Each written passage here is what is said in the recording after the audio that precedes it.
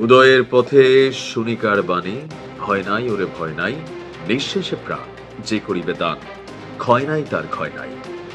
এই লাইনগুলো স্কুল জীবনে আমরা পড়েছি, কিন্তু এগুলো আমরা ভাব সম্প্রসারণে পেয়েছি, যেটার ছিল মূল ভাব সম্প্রসারিত ভাব।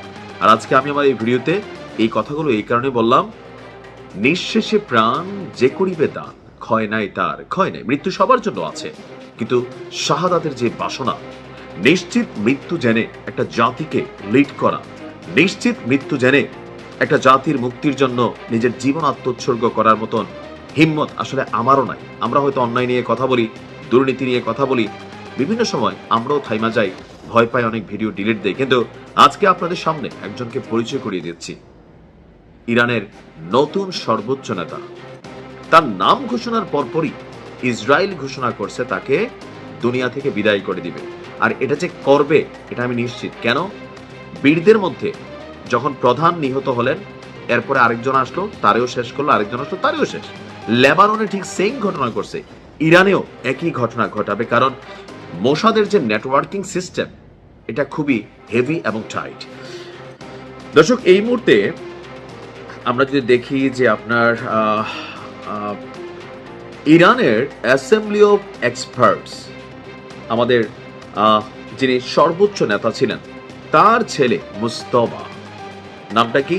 মুজতবা পরবর্তী সুপ্রিম লিডার হিসাবে নির্বাচিত হয়েছেন। দেশটির গণমাধ্যম আপনার ইরান ইন্টারন্যাশনাল, তারা এই তথ্য দিয়েছেন, তার ছবিও প্রকাশ করেছেন, আমরা প্রকাশ করতে পারলাম না। ইরান ইন্টারন্যাশনালের দেওয়ার তথ্য অনুযায়ী আইআরজিসির চাপের মধ্যে এই সিদ্ধান্ত নেওয়া হয়েছে যে প্রধান নেতা তো নাই, তাহলে এই যুদ্ধকে কে লিড করবে? একটা গ্রুপ তো বিভিন্নভাবে অ্যাক্টিভ হয়ে গেছে আমেরিকার সাথে সেটেলমেন্ট করার জন্য, এক শ্রেণীর সুশীল দাঁড়াই গেছে। সো এই যুদ্ধকে সামনের দিকে নিতে হলে একজন যোগ্য নেতৃত্বের দরকার। আর যেহেতু এই প্রধান নেতারই ছেলে, আমি এই ছেলেটাকে নিয়ে অনেক আগে একটা নিউজ করছিলাম, আপনারা হয়তো অনেকে শুনেছেন, যে পরবর্তী সময় পর্দার আড়াল থেকে তিনি হয়তো সামনে আসতে পারেন। ওই যে দীর্ঘ সময় পর্দার আড়ালে থেকে ইরানের ক্ষমতার কেন্দ্রবিন্দুতে সক্রিয় ছিলেন 56 বছর বয়সী মুজতবা। বাবার মৃত্যুর পর দেশটির সর্বোচ্চ রাষ্ট্রীয় এবং ধর্মীয় প্রধান ব্যক্তিত্ব হিসাবে তিনি এখন আসীন হয়েছেন। 1969 সালের 8ই ডিসেম্বর ইরানের মাশহাদ শহরে জন্ম নিয়েছিলেন মুজতবা। 1987 সালে মাধ্যমিক শিক্ষা শেষ করার পর তিনি আইআরজিসিতে যোগ দেন। এরপর ইরান এবং ইরাক যুদ্ধে শেষ পর্যায়ে অংশগ্রহণ করেন।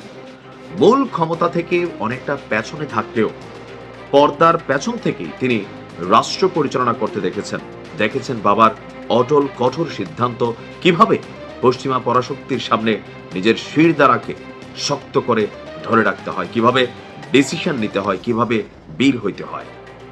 কথা আছে যে একজন লিডার একটা রাষ্ট্রকে ধ্বংসও করতে পারে, আবার উঠাইতেও পারে।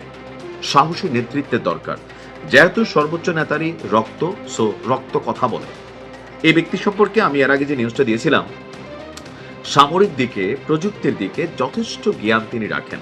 এমনকি এই যে লম্বা সময় আইআরজিসির জন্য তিনি অনেক কাজ করেছেন, এমনকি টিমের অনেক সিদ্ধান্ত, নির্বাচন করা, সবকিছু মিলিয়ে যথেষ্ট চৌকস এবং পরিপক্ক একজন ক্যারেক্টার।